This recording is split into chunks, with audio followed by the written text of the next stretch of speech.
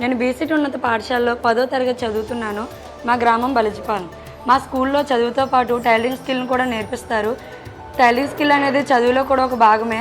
Tailoring స్కిల్కి వెళ్ళగానే basics నేర్చుకుంటాము. Basics అంటే చేతికుట్లు, బటన్స్ ఏ విధంగా వేయాలి, హూక్స్ ఏ విధంగా వేయాలని నేర్చుకుంటాం.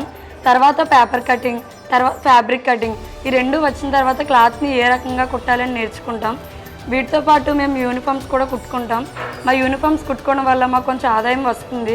మేము టైలరింగ్ క్లాస్లో నేర్చుకున్న ప్రతి వివరణ ఒక బైండింగ్ రూపంలో థియరీ అండ్ ప్రాక్టికల్ కూడా మేము నేర్చుకుంటాం. నమస్తే అండి, నా పేరు పద్మావతి అండి.